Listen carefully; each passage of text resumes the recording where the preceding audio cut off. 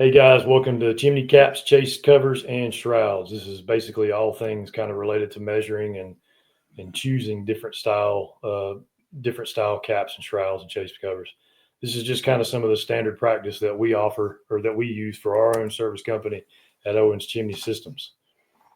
Um, my name is Chris White, and I'm with Owens Chimney Systems and Owens Chimney Covers. I've been around there for about 31 years or so. I actually ran a truck for several years before I took on the position or before the position was offered to me by James Owens. So I'm proud to be here and offering some advice. This has actually been requested several times over the years, and just now getting around to doing it. By no means do we consider ourselves experts because we're always learning every day. I am not too proud to say that I do not know everything. And I'm always looking for more information, more advice. And look, if you guys watch this video and you feel like that there's some things that maybe aren't right or you have an opinion about, feel free to give me a call or email me at chrisw@owenschimneysystems.com, or you can call us at 704-554-9595. We'd love to hear your feedback. First of all, we're going to start with chimney caps. Chimney caps, they come in all different shapes and sizes, and this slideshow is actually going to show a lot of those. It's going to show how to measure them, and it's going to show some different options available. I'm also going to mention a few things about some of the rules and regulations and the codes and the standards that kind of comply with a lot of these items. So first, this is the definition of a chimney cap. Ultimately, we all put chimney caps on top of the chimney just to keep debris and animals and rainwater and leaves and sticks and all that kinds of stuff from getting down inside the chimney.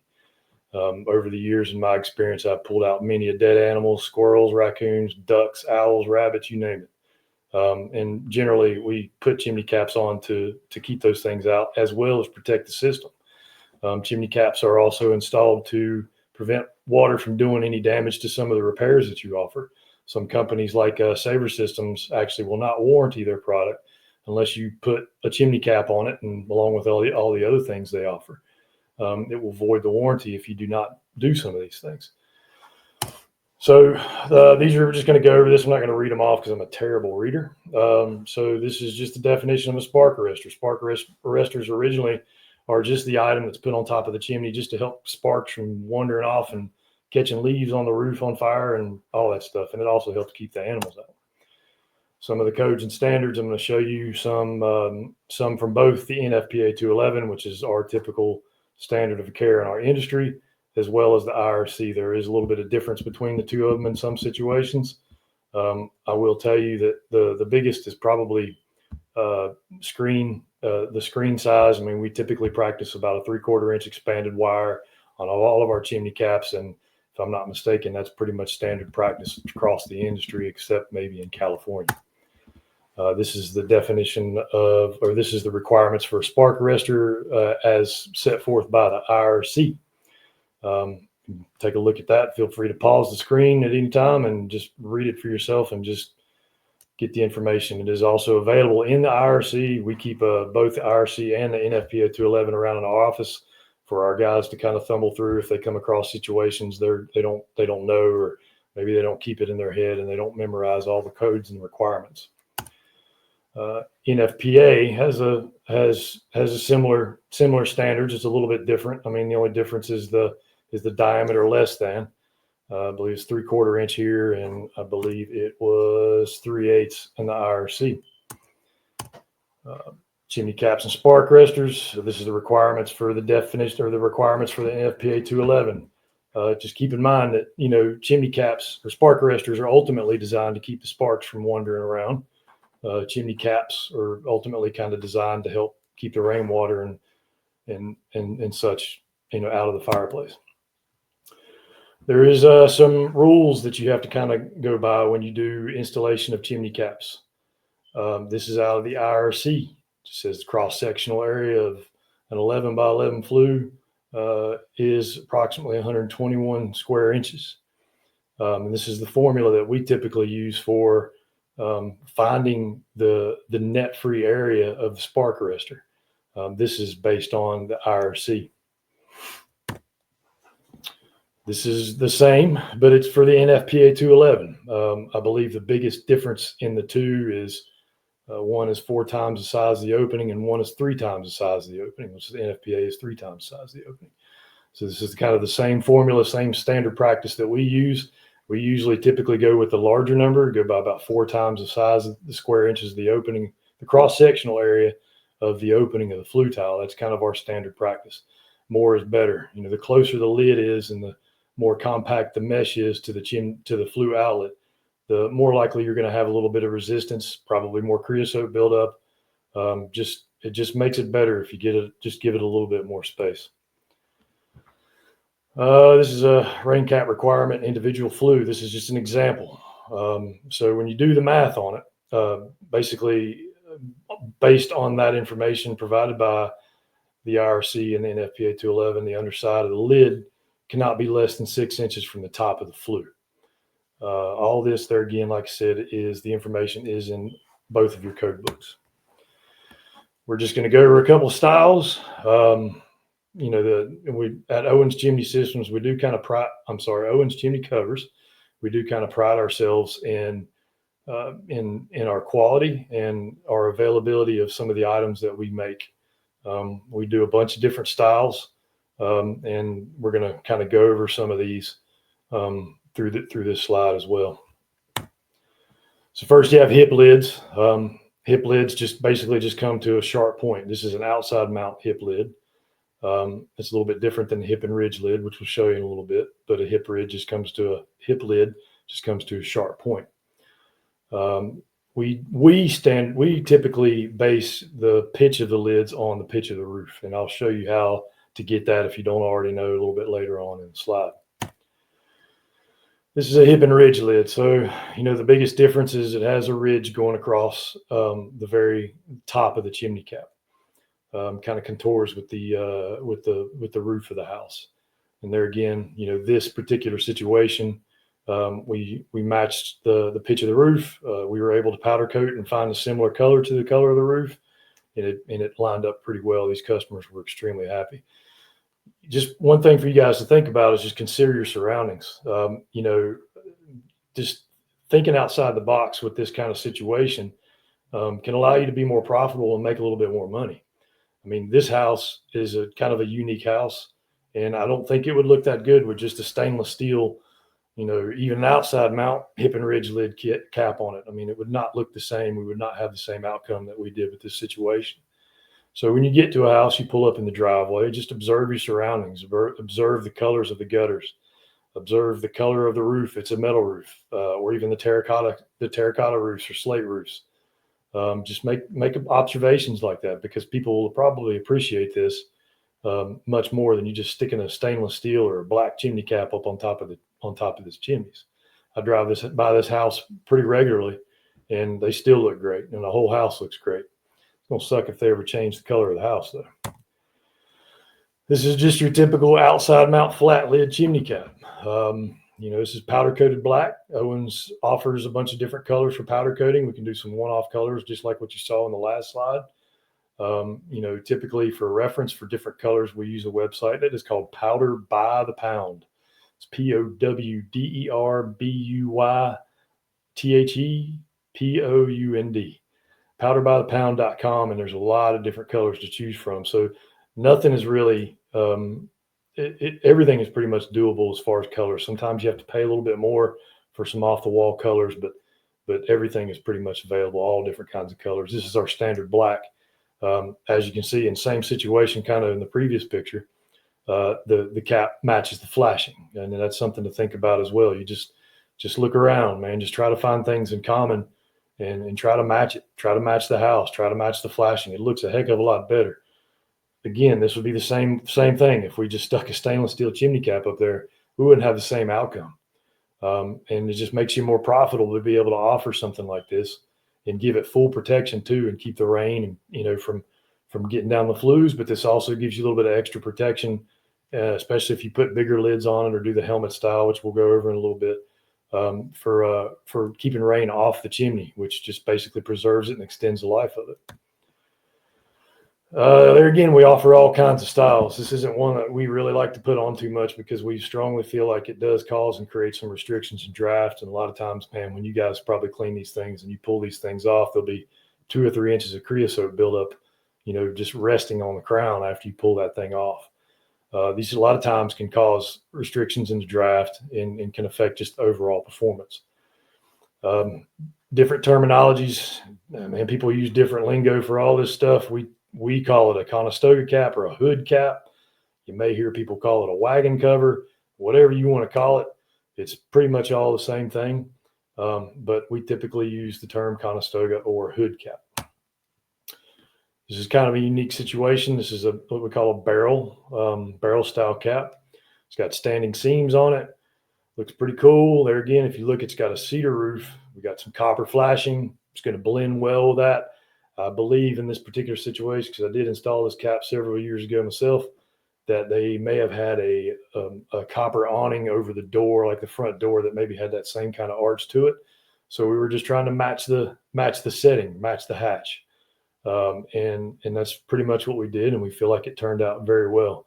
And this is going to patina just like the copper flashing will, and anything else that's copper. So eventually it's going to give it a nice, cool, antique kind of vibe, and it matches well with that cedar roof as well. The barrel style is just based on an oil barrel, basically, more or less, and just cutting the section out of it. I guess that was kind of the idea. That's my theory, anyways. But looks cool. It's a cool cap. Keeps the rain out. Keeps the birds and animals out. Does its job. Looks great too. Pot toppers. Pot toppers are pretty cool because some of these clay pots like that Sandcule makes, or some of these old school imported ones. The copper caps or copper pot topper caps, or even some powder coated options, kind of look good on these things. We do offer these chimney caps as well. I'm going to show you how to measure for these a little bit later on. But this same thing just keeps the critters out. Looks great. If you can see this, I believe it has a tile roof. There's a lot of copper accents on the house.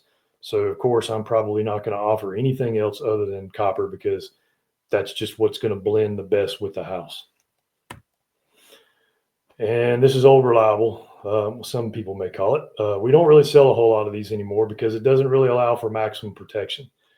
And just keep in mind, these big chimney caps that are full coverage or outside mount chimney caps, they give you better protection. They keep a lot of the water from just kind of running and cascading down the side of the chimney. This chimney cap is kind of useless as far as protection to the masonry itself. It more or less just keeps the birds and the animals from coming in directly down the flue. Keeps a little bit of rainwater from coming down in the flue. The only time that, honestly, that we really sell any of these is if somebody just doesn't want to break the bank or spend X amount of dollars on a custom cap, and they just want to keep the critters out. It just depends on their income and kind of their budget. This is something that we're pretty familiar with too, because back before, this whole custom cap thing kind of got out of control. We did sell a lot of single flue caps, and we did sell a lot of multi-flue chimney caps.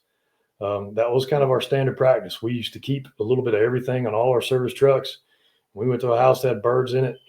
We had a cap, and we could stick it up there and make a couple of quick bucks.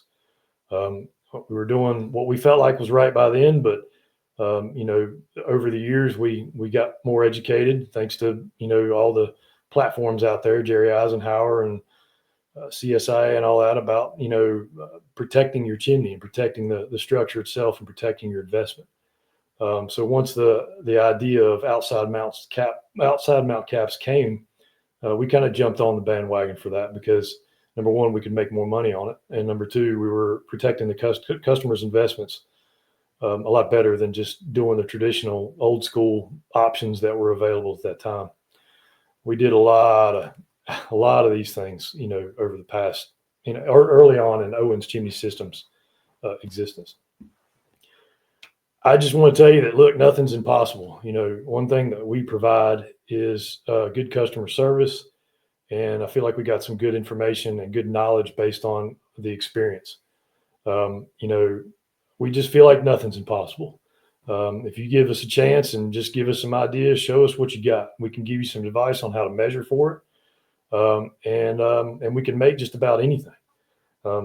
This is I actually installed this one myself as well. And we kind of strategically took cardboard and traced out the ends of this chimney to get those angles. It was just easier to do it that way. It's kind of a booger to measure for. I'm really not going to go into the detail on that because it's kind of a pain in the butt. This is a really unique situation, but just nothing's impossible. If the customer's got the money and they want something to look really nice and be able to protect the investment, we got you covered. We can help you out with that. Just give us a call. Brian at the office is also, he's probably who most of our clients speak to when they're placing orders. Brian himself was also a service technician for several years before he took the role as Owens Chimney Covers sales manager. We can give you a hand with anything. Just know that, like I said, nothing is impossible. So this is a pretty cool item. We actually made this one and install it. But this is a metal copper pot topper. We can make these in stainless. We can have them powder coated. Of course, copper is probably the most common because it looks really cool. The ones we make, however, are not UL listed. So if you have a situation where you have a UL listed fireplace, prefab, isokern, whatever it may be, this cap isn't for you. We have no problem with installing this on top of a masonry chimney or something to that nature, but we would not install it on a UL listed fireplace. But again, if you have something in mind, and if you like the looks of this and maybe want to tweak it a little bit, and you got a job that you're looking at that needs something similar, just let me know. Give us a call. Maybe we can help you out with it. So we'll move on to shrouds. Shrouds have become extremely popular over the past several years. Most of them are really just installed for beautification processes, and I'll explain that in a minute. But there are rules to shrouds, especially when you're doing on UL listed fireplaces. These are just some of the rules to the game for the installation. You always need to check the manuals for the fireplaces, for the chimney pipe, whatever it is. If it's a manufactured product, you really need to dig into the manuals to make sure that what you're doing is approved, because a lot of these fireplace manufacturers will not allow shrouds on top of these things. You just really need to check that. If it is not in the manual, I have found that it doesn't hurt also, if you can't find the manual or can't find it in the manual, to reach out to the manufacturer directly and see if they have the information you need to determine whether or not this is a good idea or not. Just things to look out for. These things have radiation shields sometimes that are required. There's a certain way that these shrouds need to be manufactured according to the manufacturer's listing. So pay attention to those kind of details. All this stuff is in all these manufactured fireplaces manuals. The same with the clay pot. I mean, not the clay pots, but the decorative pots, like the one I just showed you a minute ago. Like I said, ours is not UL listed, but when you get into UL listed items like Jack Arnold or European copper, there are certain requirements and guidelines that you have to go by. Now, Jack Arnold and European copper typically are listed for a lot of these manufactured fireplaces, but there are certain rules to it that you have to apply by. Like you have to make sure you have these adapters in some situations, because otherwise you're not going to install it properly. Duravent, I believe this is Dura Chimney 2, has this adapter that is available for this particular situation. But there again, just check your manuals and make sure that this is approved. This is just before and after. So like I was saying before, one of the reasons that we sell shrouds or started getting into it is for beautification purposes. Also, just like I said a minute ago, just keep in mind that you need to make sure that the shroud is installed in a way that is approved by the manufacturer. These shrouds are, like as I mentioned, are installed for beautification purposes a lot of times because it hides those unsightly prefabricated chimney caps on these prefabricated fireplaces or prefabricated liners. This is the main reason that we typically install shrouds over prefab fireplaces, especially in higher end neighborhoods and stuff. And kind of backing up to some of those previous slides, match the hatch, look at the house, and look at the flashing, look at the roof, look at the accents to the house, match the color, just if the flashing's black, put a black shroud on it. This just matches the house, makes it look better. There again, this is more money in your pocket, and I guarantee you the customer is going to like this a heck of a lot more than that old prefab chimney cap from Heatolator or whoever that comes with those fireplaces. Sometimes they'll do shrouds in there for wind purposes as well, just especially in windy areas. Just keeps the wind from just kind of coming in direct contact with that prefabricated fireplace cap. So that's another benefit to it. So if you're in a situation where maybe a customer has some downdraft issues with wind, maybe a shroud is the option. We've actually proposed a couple of these a few times for that very same reason.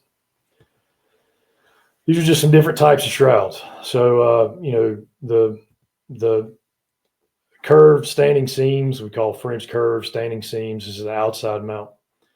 This is strictly for beautification processes in this situation. Plus, we all know how stone chimneys can be pretty finicky as far as water leaks go. So it's a great idea on a stone chimney to do an outside mount chimney cap to give it maximum protection and really keep as much water off of that stone as possible.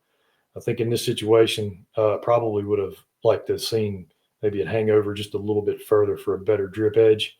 It's my fault. I actually put this chimney cap on too and didn't really think about that at the time because this was way early on in our chimney cap manufacturing career. But this one is copper, curved with standing seams. It is not a copper roof. It is a painted roof, but this was as close as we could find at the time to match the roof.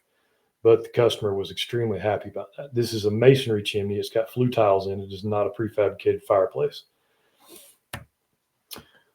They come in all different shapes and sizes. I mean, if you see things, even if you visit our website at owenschimneycovers.com, you may not see something that is catering specifically to your situation. However, we can probably help you with that. Just because we don't have it on our website or in social media somewhere doesn't mean we can't make it or somebody can make it. This is just an outside mount shroud with an oversized lid. This is a masonry fireplace. This is not a prefabricated fireplace. So we added a little bit of screen at the bottom, a little bit of screen at the top, just gives it plenty of room for draft, hides the, I believe this one may have an exhaust fan inside of it, if I'm not mistaken.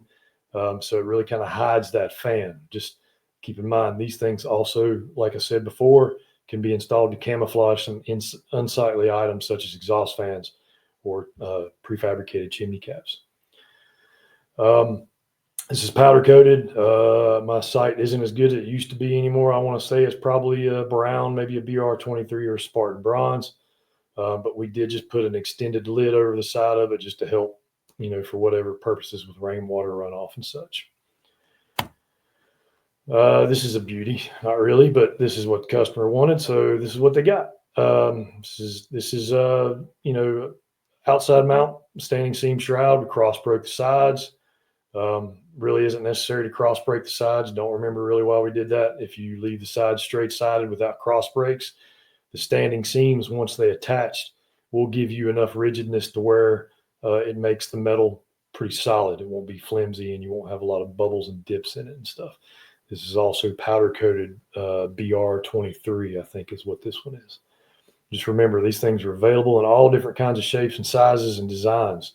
So if you see something in this or if you don't see something in this that you're interested in, just let me know. So plenty of options out there. We did not make this. This is online, pulled this offline just to give you an example. We can make it for you, but it depends on how much money you want to spend. But there's a lot, like I said, man, there's a lot of stuff out there. There's a lot of options out there. And this would probably strictly be installed for beautification purposes. Pretty cool looking. Probably cost somebody an arm and a leg to make, but it's neat looking cap nonetheless. So we'll go over some of the effects on chimney caps and how they can affect draft and draw the fireplace. Pretty much anything that you put on top of a chimney is going to give you some sort of resistance. I don't care what it is. This is, based on my experience, it's going to give you some sort of resistance. I don't know if you guys are familiar with the movie Hellraiser, but that's where I got that from. Resistance is futile. Just about any chimney cap will probably create some kind of creosote on the chimney. It really doesn't matter, in my opinion. Unless you got really a high efficient wood stove, and even those, eventually it's going to create creosote buildup on the mesh. So ultimately, you want to try to do what you can to help out that fireplace and prevent. Give it enough space to give it enough space to where you have as minimal restriction as possible. Let it be open, and at the same time you're protecting the chimney. But this is just some ideas to kind of help you out with that. So of course, that big full-size outside mount cap or a big full-size top mount cap is going to be 10 times better than a single flue chimney cap. It's not going to get as dirty nearly as fast. I have never been to a callback or a job or just an annual sweep where my multi-flue cap or my outside melt chimney cap was clogged because they used the fireplace, no matter how much they used the fireplace. Can't count how many times I've actually been to a single flue cap, even on a wood stove with the caps that come with the lining kits where they're completely clogged up. So it's another benefit to having a full coverage cap is it just maximizes that space and really just opens up that area and gives it less room to clog up. This particular chimney cap we kind of designed with a little bit of assistance in mind. It was kind of thought of as like attics with ridge vents. This cap has vents that we cut inside the top of the lid. So it kind of gives you a little bit extra, because one of the things with these lids is the creosote can kind of stay bottled up inside of that hip and ridge lid or hip lid, whatever it may be. So you probably have a lot of accumulation inside that lid. So just kind of to help out with that, we added these vents just to give it a little bit extra so some of that smoke can get out of there. If you go back, it doesn't really show it that well in this picture, but that chimney cap actually has those same vents in it. Probably would have a lot less creosote up inside the lid of the chimney cap as opposed to just having a regular hip and ridge lid or a hip lid. Something you also need to watch out for is on any chimney cap is the distance from like dampers and such. Lid height's pretty important, and you can resort to the codes and standards for the IRC or NFPA, whichever you decide to use. Just remember, more is better. But in this situation, we have some top Lyman dampers on top of the chimney. Chimney cap sticks up pretty high. Looks like to me it's given plenty of room for assistance in the draft, so it shouldn't really affect the performance of the fireplace. I'm sure it will if we did some kind of scientific experiment with it, and we probably would discover that there is some restriction in this. But we were able, this actually isn't our job, but this person was able to maximize that space and allow room for the dampers to operate properly. And the screen height can be adjusted on request. So give us a call, like when you're setting up situations like this. Give me or Brian a call primarily, and he can discuss with you some recommendations on screen height. Same with this is your Conestoga or hood style wagon wheel, whatever you want to call it. It's got probably a lock top damper or energy top damper one on top of the chimney. There's absolutely no room inside that thing for that thing to open. That fireplace probably does not draw worth a hoot. So I would really consider strongly against putting this cap up there at all. But the key is just to make sure you leave enough room for those dampers to open all the way. If I'm not mistaken, a top damper or lock top damper probably opens 10, 12 inches or so. I want to maximize that space and make sure that it opens up all the way as the manufacturer specifies. So just make sure whatever you're selling when you're doing top dampers, whether you're putting the top damper on or it's already there, that you maximize that space and you give yourself plenty of room for that thing to operate properly. Another benefit to that vented lid that I was showing you a little bit earlier, and this is something else to keep in mind, exhaust fans. So something we learned over the past several years is that exhaust fans will overheat inside of some of these things. Exhaust fans, believe it or not, can get too hot to where they will shut down.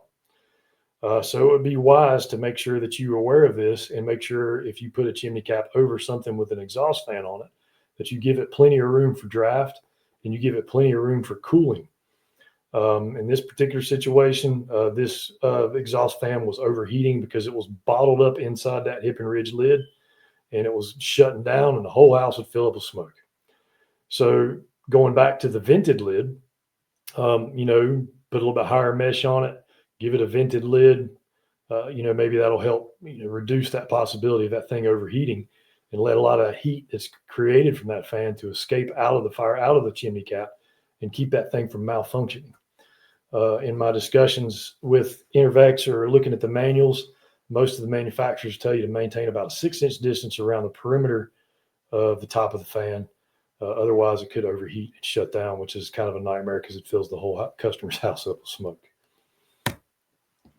So now we'll get into measuring some chimney caps. This is kind of what Owens Chimney Systems does. This is kind of their standard practice when we're measuring for chimney caps. I am going to show you a couple of different worksheets, one that Owens Chimney Systems uses, that my guys have access to through Service Titans forums. And I got a couple of more on here that I pulled up from some old Whitecaps days that may be kind of interesting. So one thing also that one of our old employees had kind of started doing, and we always used to think it was funny, is take a picture of your measurements. I cannot count how many times I would actually go up on the roof. Maybe I didn't have a pen in hand and a notepad or whatever, and I would measure something and I'd go back down on the ground. But by the time I got to the truck, I forgot about it. Totally forgot the numbers. So our company, Owens Chimney Systems, our service side practices to take pictures of all the measurements of all four sides. When we do outside mount chimney caps, we measure all four sides, and we typically take the largest number, and we may add about a 1/4 inch to it. And that gives us a little bit of extra play. Something that I would also recommend is to go ahead and when you measure for the skirt on that thing, to cover that corbel. That corbel can be a big entry point for water. So if you just do a typical outside mount cap and you just cover that first course of brick, you kind of still leave that exposed ledge there, and that could be an entry point for water. So what we'll do a lot of times, and we may see it in some of these slides, I'll point it out if we do, is we'll make the skirt on that thing, or the mounting flange, whatever you want to call it, come down over the edge of the corbel that sticks out the furthest, and that gives us a little bit extra protection from water. But taking pictures is huge. It's been a big help for our guys. We make a lot less mistakes. It also helps with some accountability because, we can go back and forth. I'm able to look at Service Titan and look at the pictures. And if they do not document something properly in the form, I can go back and look at the measurements. And I can also just kind of do a whole track record on the whole thing.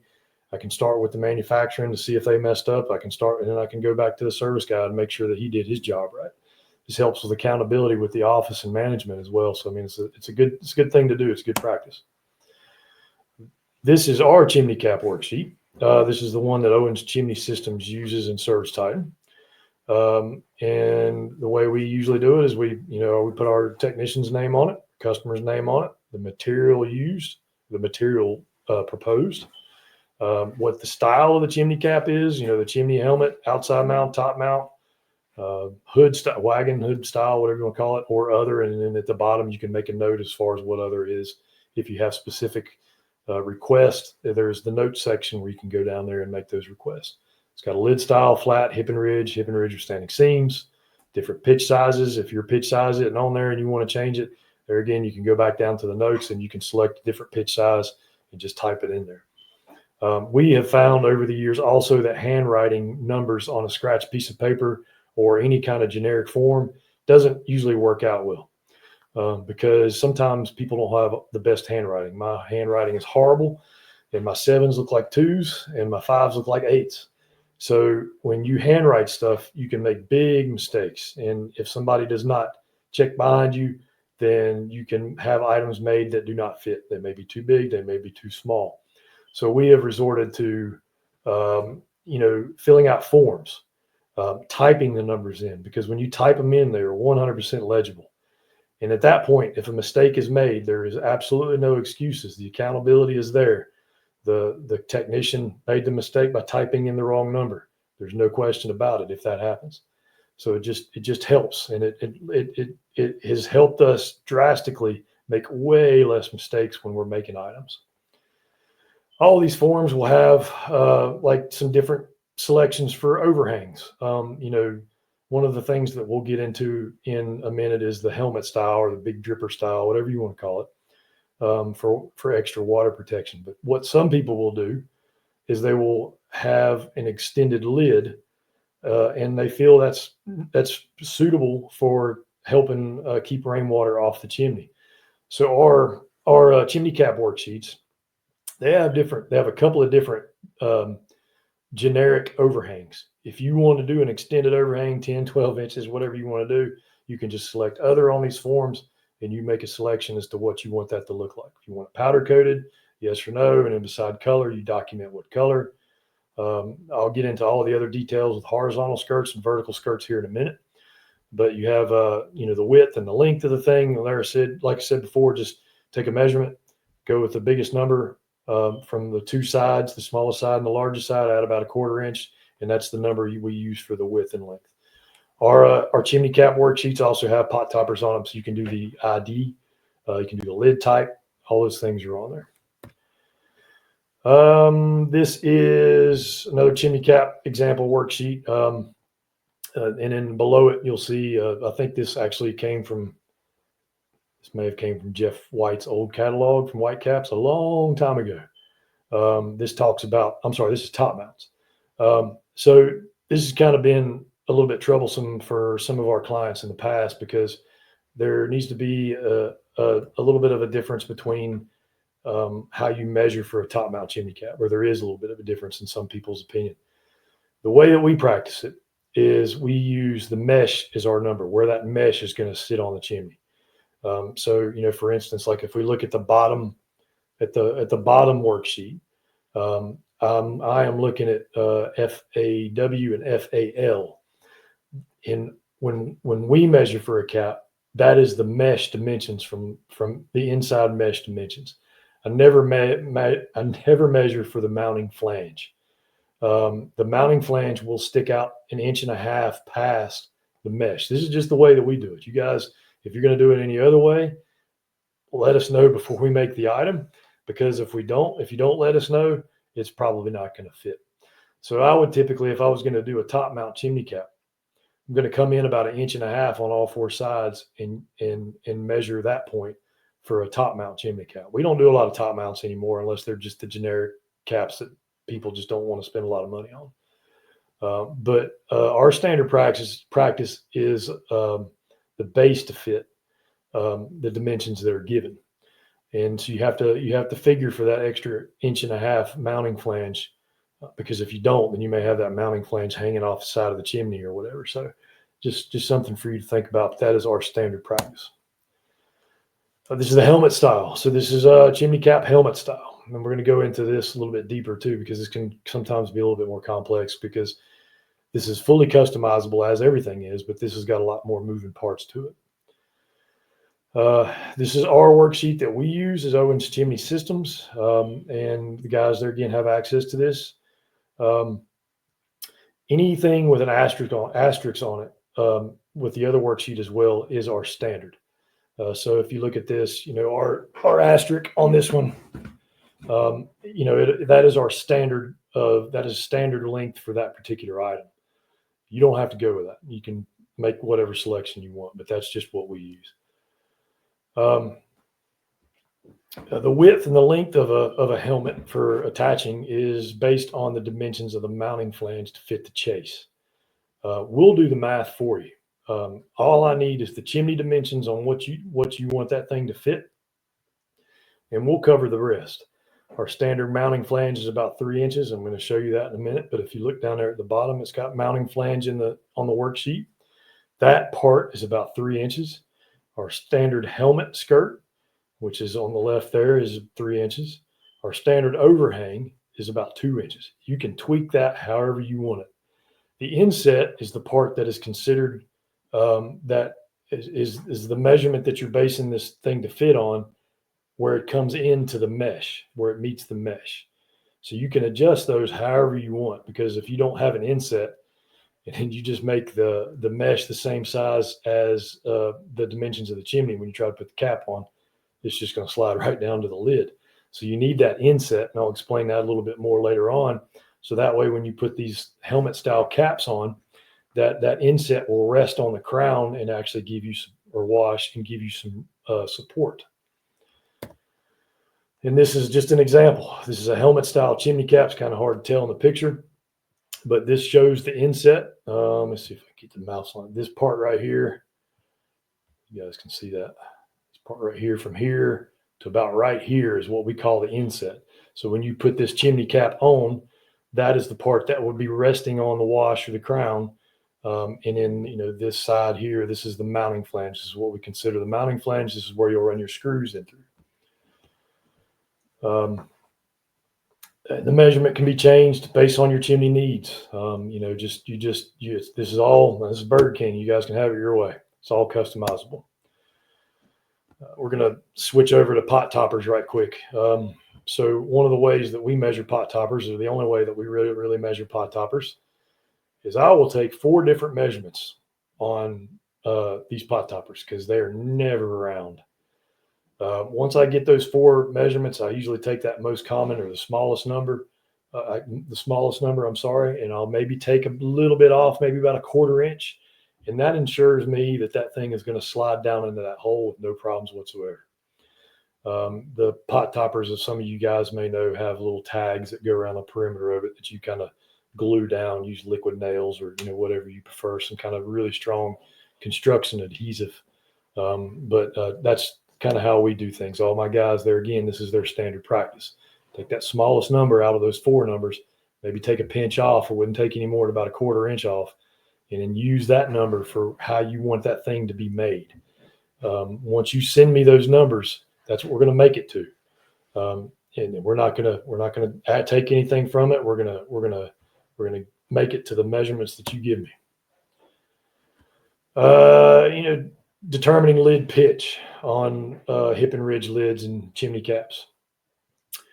There's all different kinds of things available out there. Something that I have on my phone is a pitch gauge. I wish I'd have put a picture of it, but there's an app that you can put on your phone, and you can basically rest the side of the phone on the roof, and it'll tell you the pitch of the roof. And you just put it in the work order, and then we just make it to that pitch. Speed squares, you can also use speed squares if you don't. There's all kinds of stuff on YouTube on how to use these things, but we typically don't use them. We'll just use a pitch gauge because it's a heck of a lot easier just to take the camera, take the phone, and just set it on the roof and get the pitch. But there's a lot of different ways that you can determine the pitch of your hip and ridge lid or your hip lid. So now we'll jump over to chase covers right quick. This is just basic chase cover. This is a great one. Just looks great. Wouldn't do anything with it. Just kidding. This is our basic stainless steel chase cover. Just won't ever rust. I'm going to go over a couple of details of this thing here in a little bit, but this is just kind of bare minimum. We also do offer galvanized chase covers. A little bit less expensive, not a whole lot, but they are a little bit less expensive. But we do offer both galvanized and stainless steel. We can even do copper chase covers if you want. I don't know why in the world somebody would want to do a copper chase cover, but if you want to do a copper chase cover, we'd be more than glad to sell it to you. When you install chase covers, just keep in mind that there are certain rules to this as well. Again, when you're dealing with prefabricated fireplaces and prefabricated liners, you need to pay attention to the manuals. You need to look at the installation manuals. You need to make sure that the installation manuals do not have certain requirements for the chase pan. I don't remember where I got this is from, an old Majestic, I think maybe, but it tells you that in the top situation, you need to put spacers in there to allow for about a 1/2 inch of airspace for air to flow through the chase. It just kind of explains some of the general construction of a chase pan and how that manufacturer would like for you to have that thing installed. So one of the things, if you guys were at last year's convention in Kentucky, one of the things that we were kind of proud of is being able to develop a vented chase cover. So in the event that you have a situation that the chase needs to be vented per the manufacturer's recommendations, this is a Superior or an Astria fireplace. That's where this is pulled out of that manual. We are actually capable of making you a vented chase cover. And this is approved, or this works for the manufacturer. I actually talked to technical support.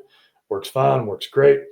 One of the things that they suggested in their manual is to have a 1/4 inch mesh on that overhang to supposedly keep birds and animals out of it. But the one thing it will not keep out is bugs. You'll have dirt daubers and all kinds of crap getting in that thing.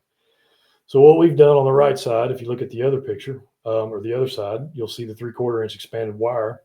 We've actually incorporated stainless steel window screening. The worst thing that could probably happen to this is, if a lot of air is traveling through this, you may have some pollen build up on it. You may have a little bit of debris, dust, whatever kind of build up on it, because air will move through it. And my recommendation for this is when you are servicing the fireplace, take you a little brush. Most of us, I know for us, we clean most of our prefabricated fireplaces from the top down. That's kind of our standard practice. So while we're up there, we're looking at everything else.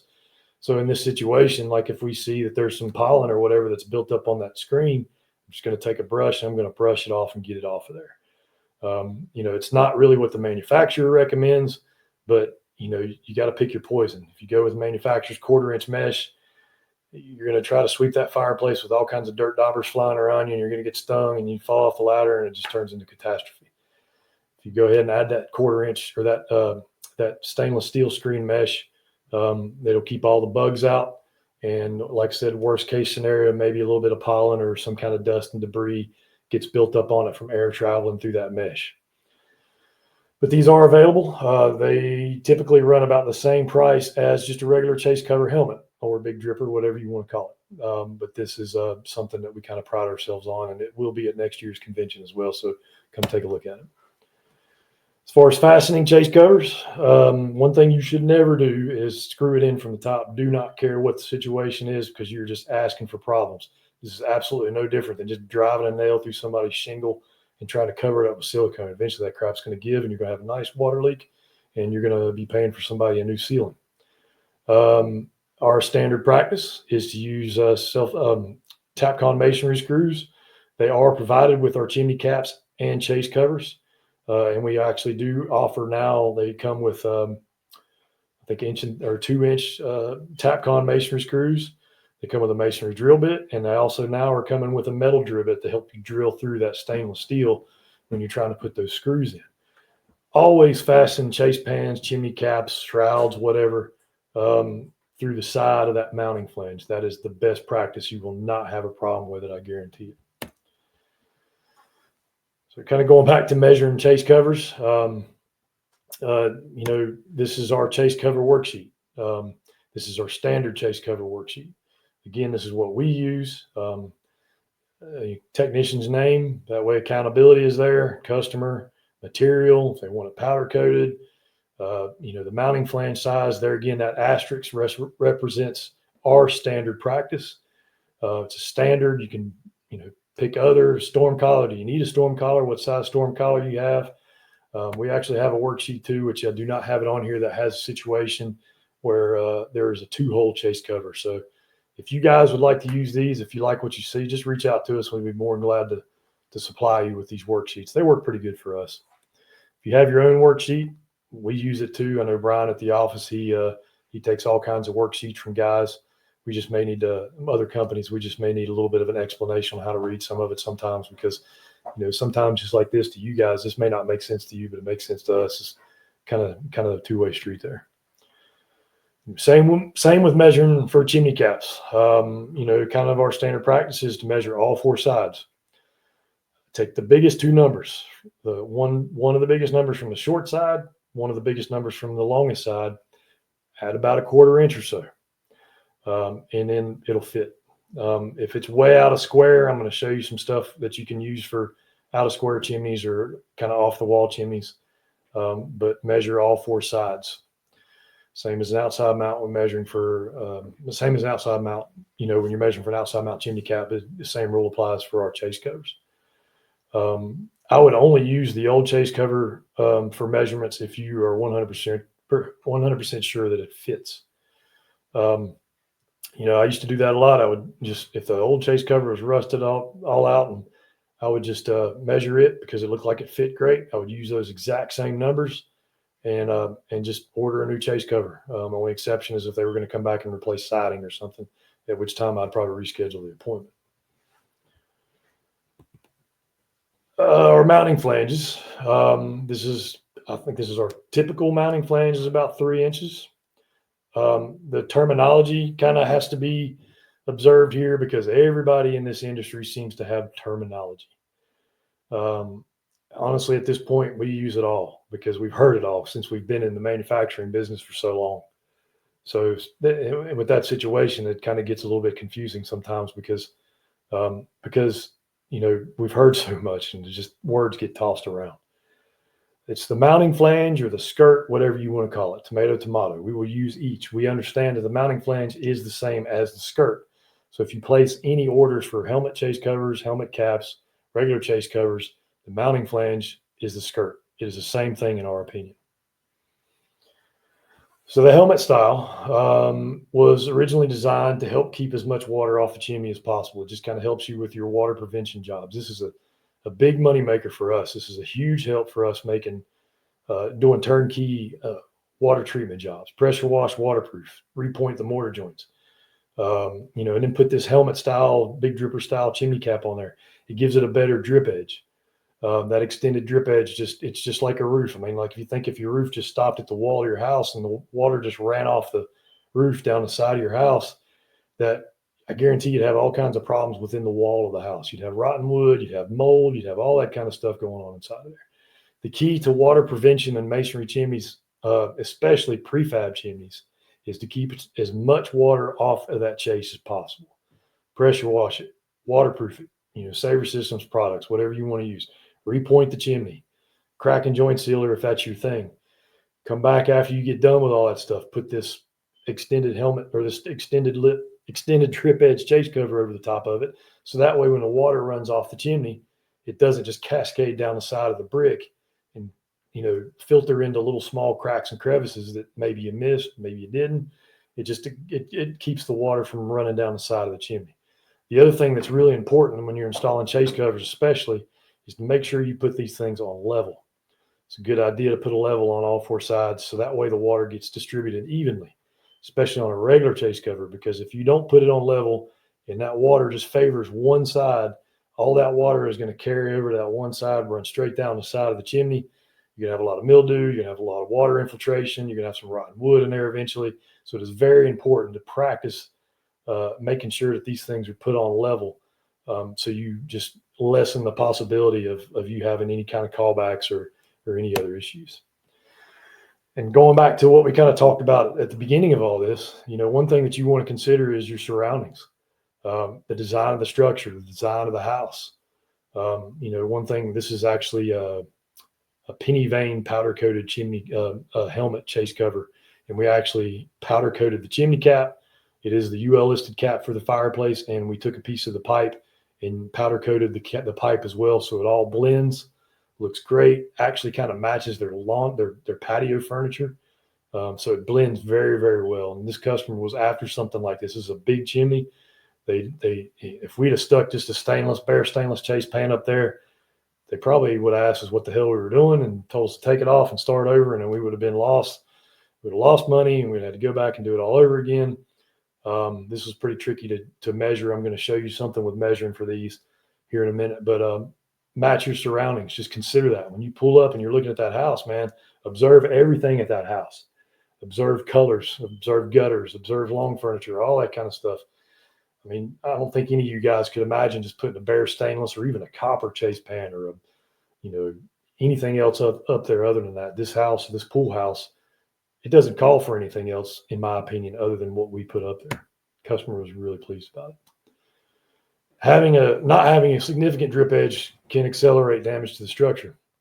This is just a regular chase pan. You can see the siding, the trim's rotted out, all kinds of problems. The one thing this does for you is it gives you some job security because it's going to give you a siding replacement, trim replacement, new chase pan. Who knows, probably the whole inside of that chase is rotting out and you're going to have a whole big job on your hands. So there's a good side to having just a regular chase pan because it'll make you more money later on down the road. But you can see what kind of damage it does. But if you're going to install a new chase pan, I would not suggest doing a regular chase pan because this is kind of the problem that you can have later on down the road. You really want to do that extended helmet, extended drip edge, big dripper, whatever you want to call it, on this thing to keep as much water off that chase as possible. This is our helmet worksheet. Excuse me. This is our helmet worksheet. So our helmet worksheet, this is what our guys use in the field. It's available through Service Titan for our guys. It's kind of the same process, technician's name, customer, material, style, paint, collar, unit collar, whatever. And we actually have another one of these that has a multiple hole situation as well. This kind of lays out the specs for your measurements that are required for a helmet chase cover. There again, the asterisk represents our standard practice. You got a different way of making it, bring it on, we can do it. Let's see, this will be the dimensions of the chase. You want to make sure, so the key to this is making sure that mounting flange or skirt, that is going to be what is going to slide over the chase. That is the important part, because that's the part that's going to attach to the chase. You need to make sure you pay attention to that. Our standard mounting flange is 3 inches with a 1/2 inch drip edge. So if you look at that picture, this is pretty important because some people are pretty particular about these kind of things. You'll see 3 inches, and then you'll see an extra 1/2 inch kind of kick out drip edge, whatever you want to call it, just a small drip edge. So that's kind of how we make our helmets. The mounting flange is C and D on this worksheet, and the same applies for the normal chase cover. There again, it's just like our chimney caps. We have the helmet skirt, we have the overhang, and we have a mounting flange. There will be no inset on this, as it is a chase pan, because usually that's all just material all the way to the center of the hole, or to the edge of the hole. So you really don't need an inset. But we do have worksheets for multiple hole chase covers, or 2-hole chase covers. Our helmet skirt comes standard 2.5 inches. Again, it's and it with a 1/2 inch drip edge. So this just kind of shows that. This can be adjusted upon your request, man. Just let me know what you need and we can make it. Same with the overhang. Our standard overhang is about 2 inches. You can make it as much as you want. You'd be surprised. I mean, 4 or 5 inches, you can do whatever you want. Same with the helmet part, the part that sticks out the furthest. It's just kind of the same. This is our total standard. Actually, this is the total standard for our length. So it's 6 inches combined from the top of the chase pan to the bottom of the mounting flange. That's kind of our standard practice. Of course, there's always oddball situations, especially when you want to cover that corbel. That 6 inches may not get you there. You may need 8, 10, whatever you need to get you there. We can make that happen. So this can be adjusted upon request. But if you just ask for a standard item or standard dimensions, this is pretty much what you're going to get from us. Measuring to the center of the hole, this has kind of been a little bit of a challenge for us in dealing with some of our clients over the years. Our standard practice for Owens Chimney Systems is to measure to the center of the hole. I'm going to show you a few things with that in a minute. When you measure for a chimney helmet or big dripper style chase pan, you want to measure from the mounting flange or the chimney. You don't want to measure from the helmet part of it. So basically, you're going to want to try to measure from here, this little line here, all the way over to the center, wherever the center of the hole is. And that's what these lines represent. These lines C and D do not represent the helmet part, the part that sticks out. That C and D represents the part that is going to slide over the chase. We will do the math if you want it standard for the rest of it. We're going to go ahead and do the math on the rest of that. Unless you want something specifics, like you get C and D's dimensions, that's your chase dimensions. If you want the helmet to hang over 4 inches, just tell us. So then we'll change that overhang from a standard 2 inches to 4 inches. If you want that helmet skirt to be 1.5 inches, we'll change it, whatever. But the key to measuring for a chase cover helmet or a chimney cap helmet is to make sure that you measure the mounting flange for the base, the part that you're going to measure the chimney itself, what you want it to slide over. This is very, very, very important when you're measuring for these things. Otherwise, if you give us what you want the helmet part to be as C and D on this worksheet, then it's not going to fit. It's going to hang over however many inches you want that overhang to be. This is what I was saying earlier. We have the only other worksheet that we really have for multiple holes is one that has 2 holes in it. So choose a side and measure to the center of the hole. Just choose a side. Doesn't matter which side. So typically, like in this situation, I'm going to measure, and this goes back to the other two. So like for B, I'm going to pick one of the short sides. I'm going to measure from that edge to the center of the hole.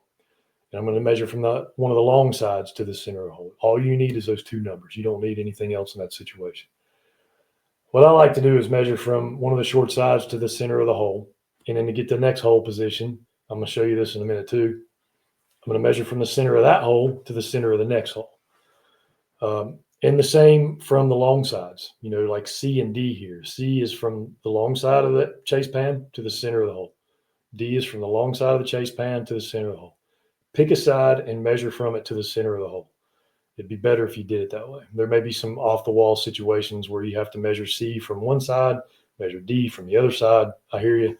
You just need to draw it out that way. You may have to hand draw it or, type it up, or CAD if you got CAD or whatever, and just send it our way. So let's see. So this is kind of an edge of the chase to the center of the hole. Measure from the edge of the chase to the center of the hole, not from where you want the helmet to be. So what I used to like to do is, and I'm just using this chase pan as an example. I didn't really have a real life situation handy, but what I used to like to do is just took the tape measure on the side of the chase or whatever I was measuring, and just kind of run it straight across. And wherever that tape measure touches that arch or that circle, that's what you want your number to be. For instance, the second picture down from the top, I'm probably going to make from that left side to the center of the hole, I'm probably going to make that 19 and an eighth, 19 and a quarter, anything like that's fine. Most time prefab pipes have a little bit of wiggle in them. The third picture is measuring from the center of that hole to the center of the next. What I would usually do is, if you look in that second picture, you'll see a little dot right under 19 and an eighth. I may take a little marker or nail or whatever I got in my pocket and scratch it, and then take that tape measure and put it on that mark, measure to the center of the second hole. And on the last picture, I got from the center of the first hole to the center of the second hole at 27 and a half. So that's kind of what I used to do. And a lot of my guys will do the same way. It's kind of hard to measure from the edge of the hole to the, over the top of the pipe and eyeball it. Really wouldn't suggest that. But this is kind of what I do. The bad thing about measuring to the edge of the hole is if you get, the chimney cap or the chase pan dimensions, the chase dimensions, and then, you get whatever that number is 23 inches, and then you put a 14-inch hole in it, and then you measure to the edge of that hole, the numbers may not match up. It just kind of makes it a challenge for us to make. As far as I'm concerned, the industry, it would be great if everybody just took ownership of measuring to the center of the hole. It just works better for us. We've had way less mistakes when measuring chase pans, because when we measure to the center, to the edge of the hole, numbers don't line up because the hole may be in the wrong place, or according to the measurements, it just doesn't work. It's hard for me to explain this. I can show you easier, and I just don't have the time for it right now. Determining hole size. There's a couple of easy ways of doing this. One thing that will happen is if you pay attention to your manuals, this is a really old manual. I think this was an old Timco manual maybe. But one of the things some of these manuals will give you is the hole size of the chase pan. So you don't even have to guess anything. You just need to figure out where it is in the chase pan, and then you can just resource the manual, and it'll tell you how big to make the hole in the chase pan. Some of the new fireplaces still have this in their manuals. So these manuals are great resources. You really need to be checking these things out when you're doing any kind of installs anyways, because you need to make sure you're doing it right. You don't want to just throw anything up there and just walk away. Something that we also use, like if we're not able to obtain that information, all of my guys on the service trucks have a diameter tape. This thing is great because you can just wrap it around the pipe, and it'll give you the diameter of the pipe, or the diameter of the diameter of the pipe. Once you figure out what that number is, you got about a 1/2 inch, 3/4 inch, whatever you want to do, just to give yourself a little bit of wiggle room for play in the pipe. Sometimes those pipes don't always have enough play in them, but the manufacturer will also require a little bit of airspace between the pipe and the chase pan. These things are pretty easy. They're they're a couple of dollars online, man. They're really easy, but this has been a lifesaver. We used to actually use this when we were doing the old cast liners. We would wrap them around the rubber bladders to determine, what the diameter of the cast liner was, before we started pumping the mix in there. So these things are great. You can do this too if you want to. Just lay the tape measure over the top of the pipe. Once you do that, add a little bit. I'll just say I may make this 7.5. Just gives myself a little bit of extra play. But if you have access to that, you can do that. If you can get the cap off, then yeah, you can do that. That's fine. We do this a lot. This is a pretty big one too. Chimney chase covers. Another thing that Owens Chimney Covers prides ourselves in is the construction of our chase covers in the way we have started to form our holes in our chase pans. A lot of other companies are doing this too, and whoever you're purchasing your chase covers from, it would be strongly advised that you make sure that they are practicing this. If you look on the right, this was kind of a standard practice for a lot of guys. You know, they just take these teeth and they cut them out, and then when they get done, they just run a big bead of caulk around it and just hope that it doesn't fail. I guarantee you it will absolutely 100% fail. At some point in its life, it's going to fail. It's going to leak. If you put it on and you offered a lifetime warranty with it because it's stainless steel, you're going to be probably investing in a sheetrock repairman to come fix their ceiling. On the left is something that we use. This is our standard practice. We form this collar up, and we'll actually add a little bit more to the collar. It is also siliconed as well, so this will not leak. It will not leak unless you do not put it on right.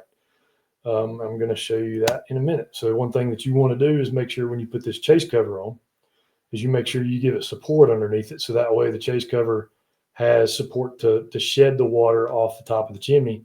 Again, make sure it's level so it distributes evenly. But those chase covers have cross breaks in them, which are also supposed to help out with rigidness of the chase pan. And then adding that support will keep it from caving in. So no matter what, you know, when you go back to this picture here, the picture on the left side, if you don't put that chase pan on right, that caulk can fail. And if the water level is higher than that little small lip you see inside there, then it could possibly leak.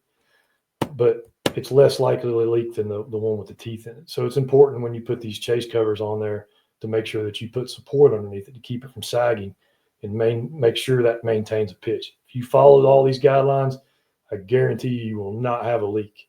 I have been to people's houses and done chase pans for roofers, and coincidentally enough, they were working on the roof and they had a water leak still, and they said it had to be our chase pan because, you know, they reflashed the chimney. And I said, look, man, it's not possible for my chase pan to leak. It's just not going to leak. It's metal, virtually seamless, got a pitch to it. You're never going to have a problem with it. The guy didn't like me at all because he had to reflash the whole chimney. So, but I could stand by my work because I installed it with a pitch. I installed it with a seamless collar. And I could guarantee that thing for life because it was stainless steel. So had absolutely no problems with it whatsoever. Odd shapes are kind of tricky. And we'll go over this. This goes for chimneys that are kind of out of square too. This is kind of some things that we use when we're doing, actually remember this job. But you know, we'll go over some of these things. And these are some ideas and some things that we use to figure out these angles and figure out how to make these things. So one handy tool that you may need is an angle finder. And there's all different kinds of these things out there. I'm going to show you another one a little bit later on in the slide. This is a pretty handy tool because it will help you figure out all those angles and all those corners and all that stuff. And it'll help you get us the information we need to make your chase cover properly.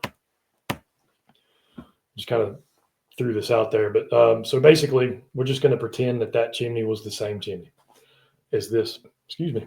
So we're going to measure all the sides, every side possible. We're going to find the corner of each. We're going to find the angle of each corner of that structure, and we're going to write all that stuff down. If you do that, I got you covered. Find a center point, or find a point to measure to the center of the hole. This is going to be kind of a little bit of a challenge. Like in this picture, for instance, on that 13-inch to the center of the hole, just kind of go up halfway, you know, whatever it needs to look like. I mean, we can find the center of the hole, but you need to find a place to measure from to measure to the center of the hole. But this is kind of what we do. Sometimes what we'll also do is we'll take this piece of cardboard and you know, maybe if it's a masonry chimney, for example, you know, there's a flue tile in the way. We may cut that flue tile, a hole in the cardboard on flue tile, set the cardboard on top of the chimney, and then take a black marker and just draw lines or make points on each corner, take it off, take a ruler, you know, connect the dots. But when you send it to us, make sure you flip it over so it doesn't get made upside down. But this is kind of what we typically do. And if the chimney's way out of square, if it looks square, but it's 3 or 4 inches off, you kind of use this same standard, measure all 4 sides, find the angles of all four corners, write them all down, send us a sheet, you know, send us a copy. I've had customers UPS us full size sheets of the drawing of the cap, so we could use that as a template. But like I said, just make sure you flip it over to the right side so we don't make it upside down. But this is just one of the things we practice as well. Sometimes it would just be in your best interest to bite the bullet and just say, you know what, man, we're just going to put this concrete crown up there because there's no way I'm measuring that chimney to try to figure out if an outside mount.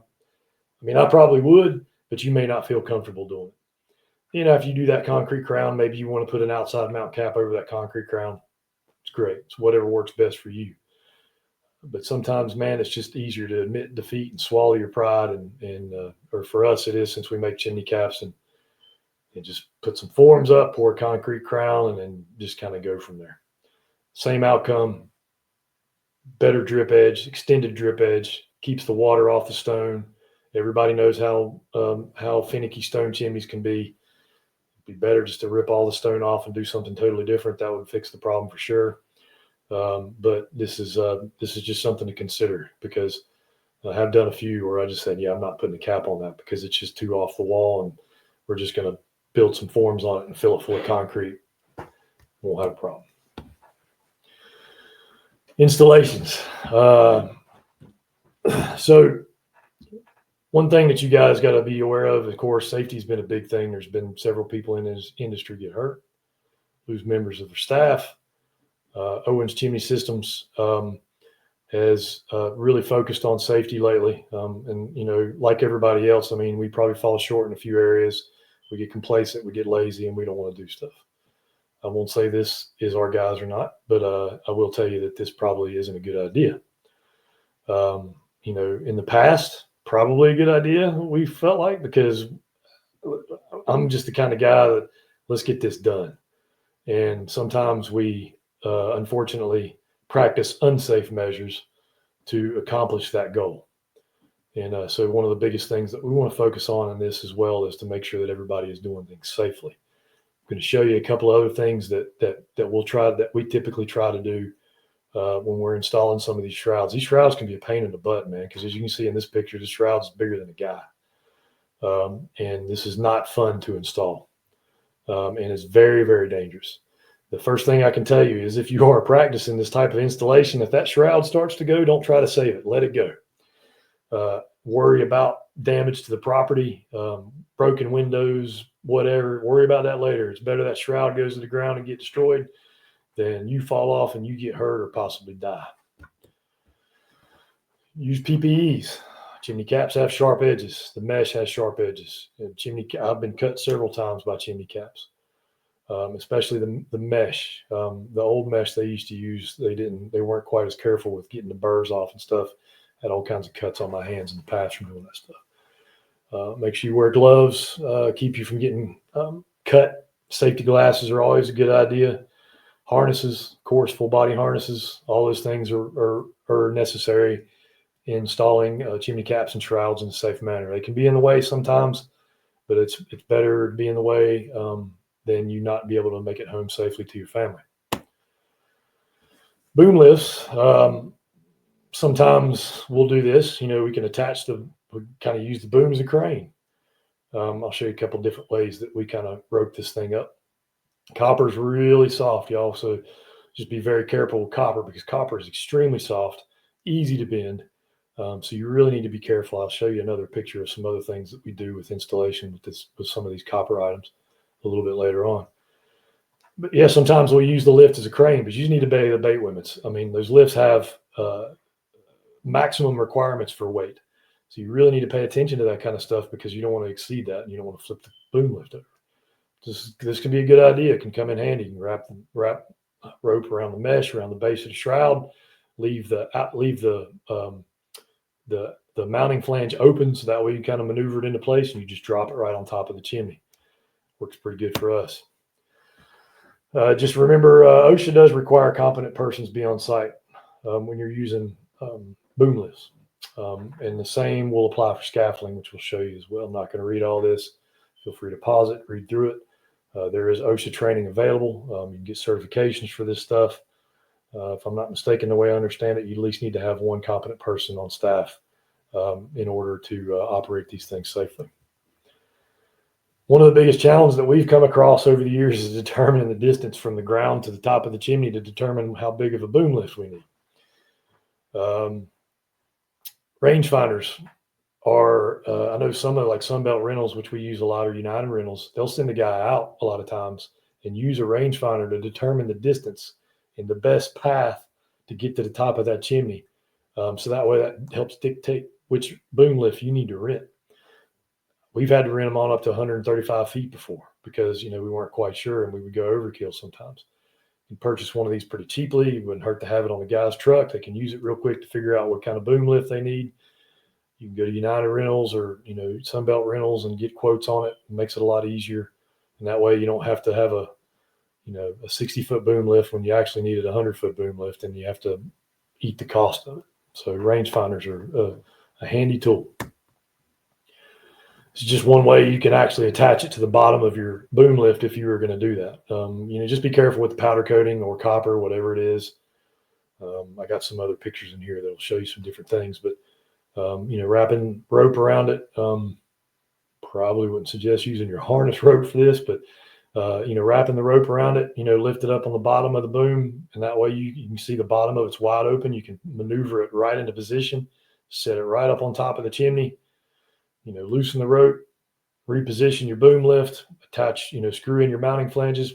You're done. Safe. No problems. Scaffolding. We use scaffolding a lot. And scaffolding is the same. Scaffolding will require a competent person. Same. There's plenty of available training for this. Sunbelt has good courses on scaffolding training that can certify people in scaffolding and boom lifts. So I'll reach out to Sunbelt Rentals for that because they do have a lot of classes. We hosted one a couple of years ago. Scaffolding has a bunch of different little attachments, little handy items. One of the things I have is a hoist. One thing I can tell you about this is to be careful about the weight. Make sure your scaffolding is attached to the structure of the house like it's supposed to be. This is where the competent person, the educated person with installing scaffolding comes in, because they will know all the requirements when you're installing the scaffolding. What you don't want to do is not attach scaffolding properly and use this hoist and have something that weighs several hundred pounds on the scaffolding try to tip over on you. So you really need to practice safe measures for this and be aware of all the rules and requirements for installing scaffolding. But this hoist is a handy item when you're trying to lift stuff up. Scaffolding we use pretty regularly. As you can see in this picture, I think pot toppers were installed on this particular situation. There was no way to get a boom lift back in the back of this house. So scaffolding had to be used to get to the top of it. And that's pretty much how that one was attached. Wrap a rope around the mesh, use that hoist, lift it up, have somebody underneath. I would not have them stand directly up underneath the cap as you're raising it up, just in case something happens. You don't want it to fall on their head, but you do need to make sure you're wearing hard hats. As you can see, the guy on the top of the scaffolding does have his harness on. He also has his hard hat on. The guy on the bottom and at the bottom does have his hard hat on, because thing slips out of his hand, hits him in the head. It could kill him easily. This thing's got sharp points on it. Even if it doesn't kill him, it's probably going to hurt him real bad. You can wrap cardboard or drop cloth or whatever you want around the mesh, wrap a rope around the mesh. As you can see in the picture, he's kind of hoisting it up, and then the guy can kind of swing it back around to himself and then install it on top of the chimney, if there was a chimney next to the scaffolding in that picture. It's a little bit better practice for this guy. He's standing away a little bit, so that way if it does fall, it's not going to come crashing down on top of his head. But this is something that you could try to do, except with copper. You could maybe wrap a drop cloth through the hole, wrap a rope around it, carabiner. There again, probably wouldn't suggest using your harness gear for this, but this was for show, so this is what we had to deal with at the time. Same thing, just stand out from underneath it. Use the hoist. The hoist will do all of it, all the work for you. Pull it up, let the guy on the roof grab it, swing it around, install it pretty easily. Done deal. Keep it in a box. If you got fragile items like shrouds, copper shrouds or chase pans, if it's manageable, and you're having to use scaffolding, I'd keep it in a box. Something you probably want to do before you go to the job, though, is when this box arrives at your facility, double check us. We're not perfect. Make sure it looks like it's supposed to before you drive out to the job and invest in your boom and invest in your scaffolding, invest in the time trying to install it. and just assume everything's right in the box and put the cap on, or, bring it out. And then, hey, the cap doesn't fit because, maybe we, made something wrong. Hey, I'm going to admit it, man. I'm humble. So we're just going to, if something happens, we're going to own up to it and we'll help you out. But keeping it in a box is a good form of protecting the item. This is a pretty surefire way of not damaging anything. And when you get it to a safe place on the roof or top of the scaffolding, box it. It's right there. It's protected. It's good to go. Some of the ways that we like to fasten things. For wood chases, especially with the chase pans, we'll use the T25 deck screws. Different lengths, just situations are all different. I prefer this over Phillips head. I'm pretty hard-headed, so for the past several years before we hired some guys that actually had a little bit of brains, I was using Phillips heads and stripping all the heads off. Then I was introduced to T25 15 years ago and 20 years ago, and kind of never turned back because they don't strip out as easy, if at all. Pick your color. Typically you won't see it from the ground anyways. Tapcon screws, 5/16 head, kind of standard across the industry. Some companies will offer stainless steel Tapcon screws. We do have some stainless steel ones available with like a larger head on it, so it doesn't waller out, as quick as maybe some of these will. But this is standard practice for us. I think we're selling 2 1/4 inch Tapcon screws, if I'm not mistaken, with all our chimney caps and chase pans. Again, they do come with Tapcon masonry drill bits, and I believe now we're also sending out metal drill bits to help drill through the metal before you try to run your masonry drill bit through there. Stucco chimneys can be a little bit of a challenge. We found these timber type exterior screws. They come up to 10 inches long. There's a lot of styrofoam and all kinds of crap in that corbelling at the top of these things sometimes, and sometimes that wood's just in there a little bit further than you might expect. So a lot of times, we'll use a 10-inch timber screw to kind of get through the stucco and get into and get to the wood framing to something solid.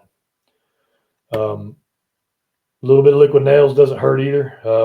This is something that is available. It comes with our pot toppers because the pot toppers really don't have a good solid way. We're working on some ideas with that, but the pot toppers don't really have a good solid way to fasten unless you use a strong construction adhesive. But what I would suggest maybe thinking about doing at the same time you do some of these stucco chimneys is maybe run you a bead of liquid nails around the perimeter of the top of the chimney where that chimney cap or chase pan will rest on top of that structure. It'll just give you a little bit of added protection.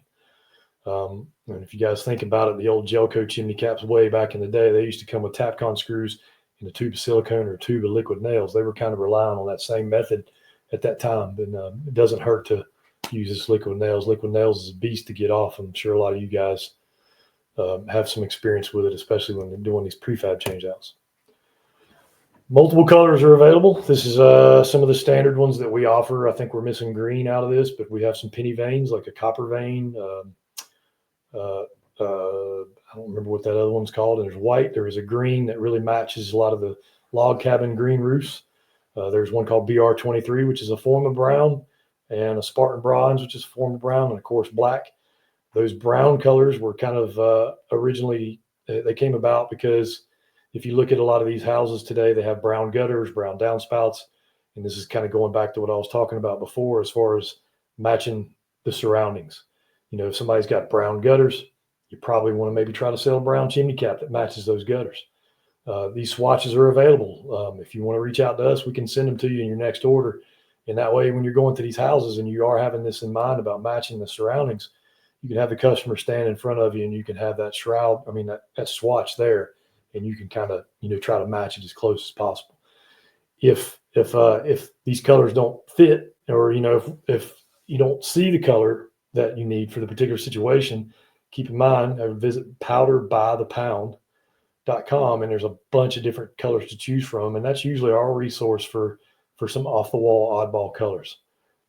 We use them quite exclusively to match things, because there's been several situations where, we were just trying to, we've used red, green, gray. There's some pretty cool copper tones that are out there There's all kinds of stuff that's available out there. So also be aware that most powder coaters actually will only offer a 1-year warranty.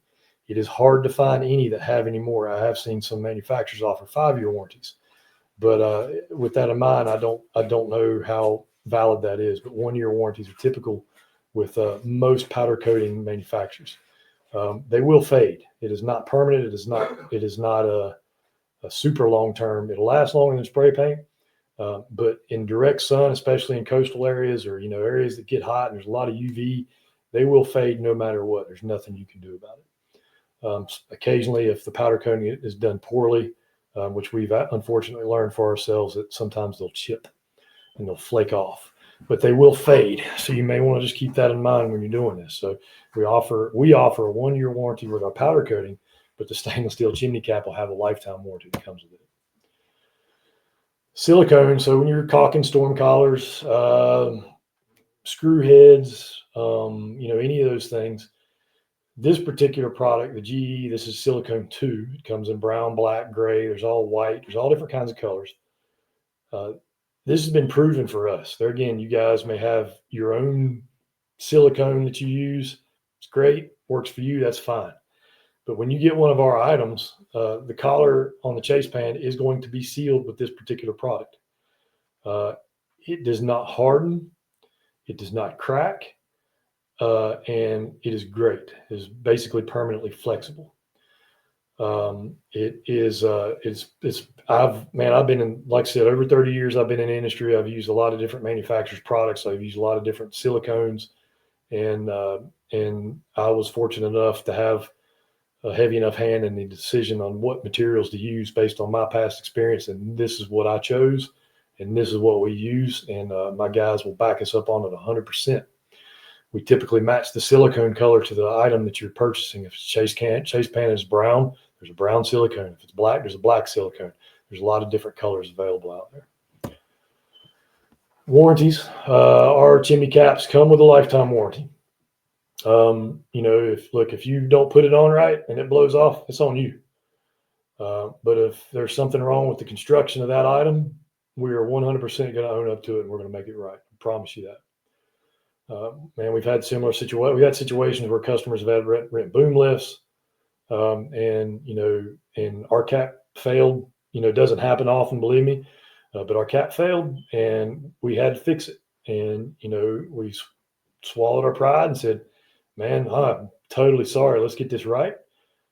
Make a new chimney cap." It's easier sometimes just to make a new chimney cap and try to send one back.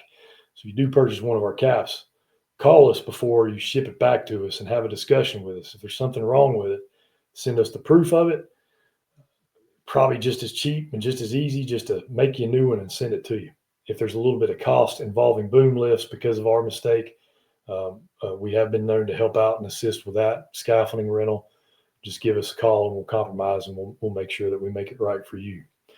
One thing, if you go all the way back to the beginning of this class, the one thing that we kind of pride ourselves on is our relationships. And, kind of our motto on the back of the shirts, if some of you guys were lucky enough to get them at some of the conventions, is it says lifetime warranty, chimney caps, and relationships. And we mean that. And we have good, solid relationships with our customers. Some have come and gone, and we still have good, solid relationships with them. And we were able to maintain those relationships because we've been completely honest and transparent and been able to help them out in a time of need, whether it was our fault or, their own. A couple other ideas just to kind of throw at you. So we're not just limited to chimney caps. We can do a lot of different things. If you guys kind of have a project in mind and you need some assistance, I'm not tooting my own horn by any means, man. I'm a knuckle dragger chimney sweep guy. I got in my position just because I've been doing it for so long, but I have seen a lot, and I can probably help you with a lot. So if there's something that you're not quite sure about and you need a little help on, if Brian can't help you, feel free to call Brian. But if he can't help you, give me a call, talk to me. I'll be glad to help you out.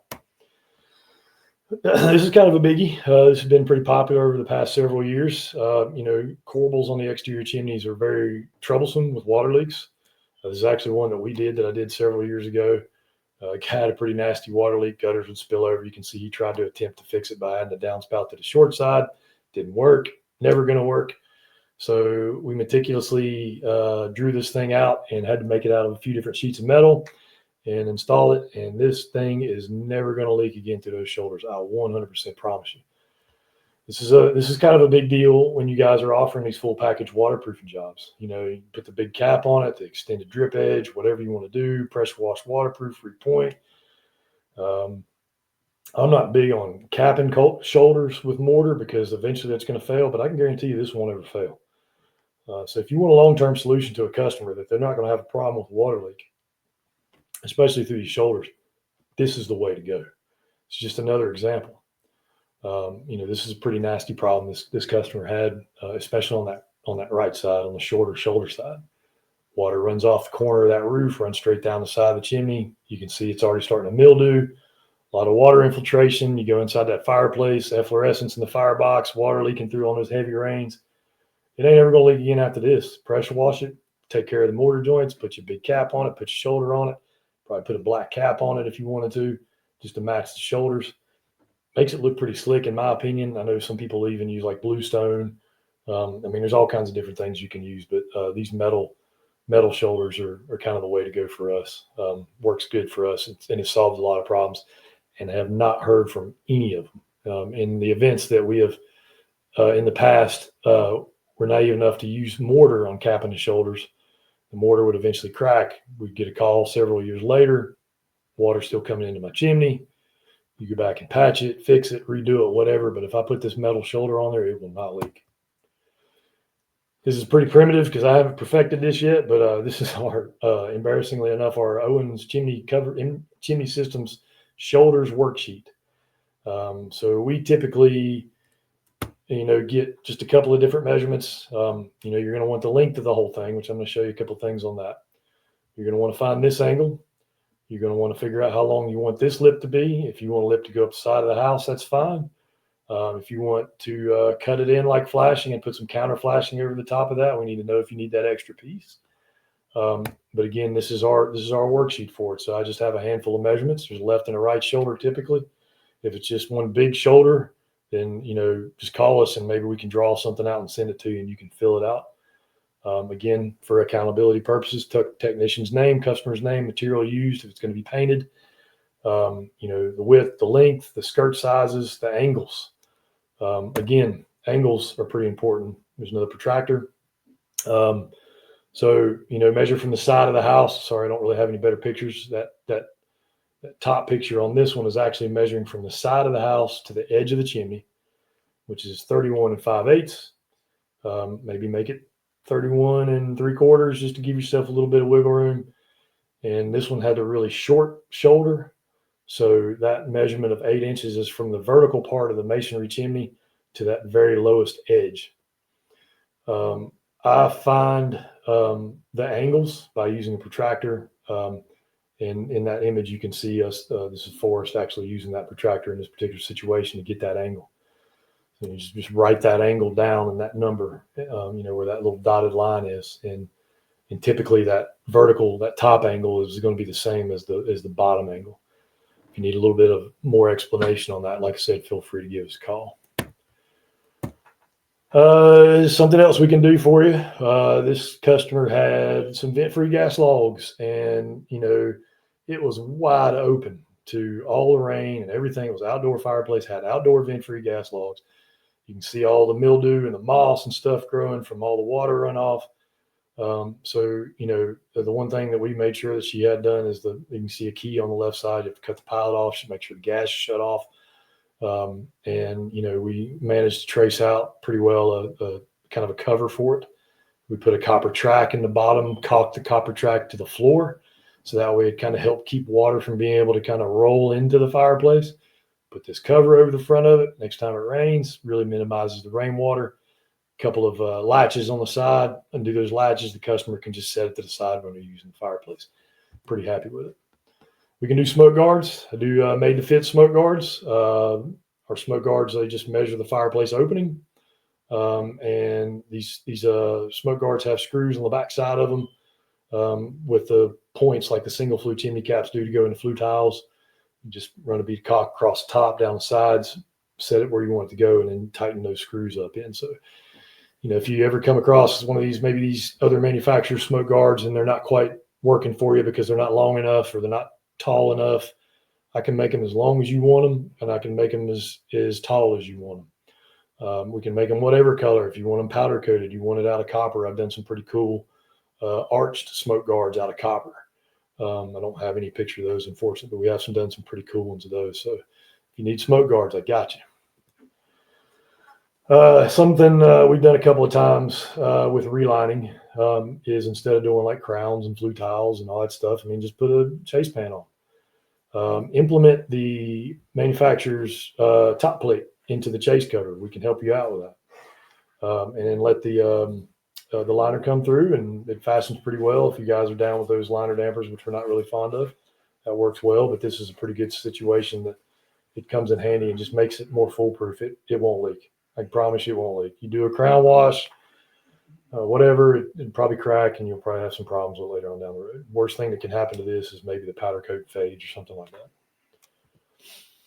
So if you got any more questions or advice, if you got some comments, man, I am all ears. Like the little doggy said at the beginning of the video, at the beginning of the class, I'm not perfect. So, if you want to give some insight on this, give us a call. This is actually 800 number we have. 844-775-7735. You can email me at chrisw@owenschimneysystems.com or orders at Owens. Let me back up. owenschimneycovers.com is our website. You can email me at owenschimneysystems.com. You can email Brian at owenschimneycovers.com, or the best resource for emails with orders and questions is orders at owenschimneycovers.com. But if you have any questions, please feel free to give me a call and let us know. A couple last things. One thing that has kind of kept us afloat in the spring and summer months, and my wife is an environmental education teacher, so she'll appreciate this if she ever gets to watch it. Chimney swifts, I feel like, have kind of been on a decline. In the past, we were probably just as responsible as everybody else was, as far as the way that maybe we handled it in the past. This was kind of our bread and butter in the spring and summer times, but you need to be aware of some of these rules. Now our standard practice is to monitor how old the birds are, or to see if there's any eggs in it, and just reschedule the whole job for maybe the end of the summer. And then we can come out and clean it and take care of the debris and then put a chimney cap on it. I just don't want people to, kind of get greedy and, try to hurt the animals, because, this has been a big part of our success, Owens Chimney System success, over the past 35, 40 years. I have noticed a decline in chimney swifts just over the past, 10 years. I can recall, running the truck when I first started, that every call that you would go to doing 4 or 5 a day would be a bird call.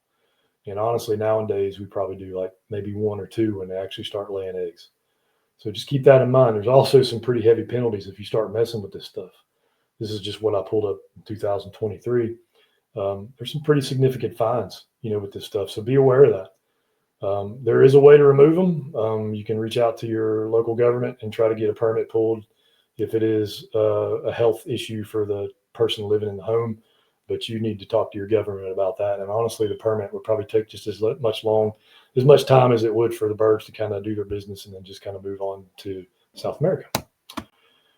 They bring a lot of money. They bring a lot of revenue. So we just need to take care of them. We don't want to lose that. We just need to make sure that we just make sure they're still around in the next 10 years, because if we didn't have them in our area, we probably would be a lot more dead in the water than we are right now. So just keep that in mind moving forward. Reschedule jobs with active nests. If there's eggs in it, you need to reschedule it. If there's babies in it, if they can't fly out, don't touch it. That's it. So I appreciate your time. If you have any questions, like I said earlier, please feel free to give me a call or Brian a call at the office, or email us, and just let us know your thoughts. I hope this helps. Thank you for your time. And if you have any questions or anything, as I try to cut this off, let me know. Thank you.